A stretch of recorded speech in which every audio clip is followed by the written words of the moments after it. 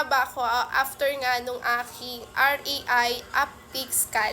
So far naman mga mari ko, wala naman ako napansin na side effect nung, yun nga, yung yung undergo ko na nga ng RAI uptake scan. Wala naman ako napansin. Normal pa rin naman siya. Nakakalakad pa rin naman ako. May konting hingal kasi syempre sabi ko nga sa inyo, 3 weeks na akong, sakto, tama.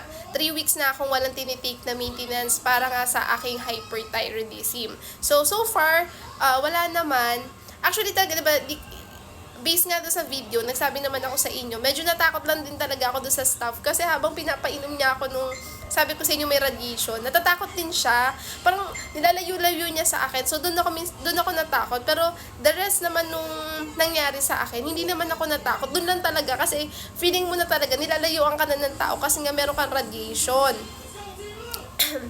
So, yun kasi yun may radiation ka na. Nagigets ko naman, medyo natakot lang talaga ako nung time na pinapainom na ako. Kasi nga, parang natatakot din yung staff. Parang natakot na lang din ako. Tapos, sa lahat ng doon, wala akong kasama. Kaya parang medyo, ba't ako lang kasama? Wala kasi akong kasama, guys. Kasi nga, 3 lang kami dito sa bahay.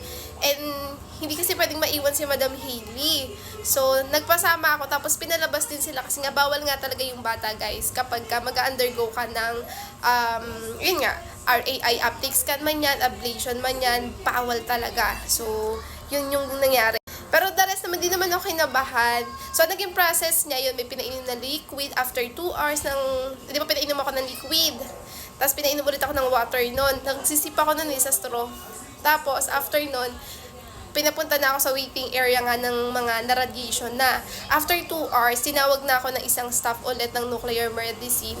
Tapos yung ngayon sinasabi ko parang may crystal na nilagay sa legs ko tsaka dito sa thyroid ko. Yung pala yung magka-count ng MCI ko.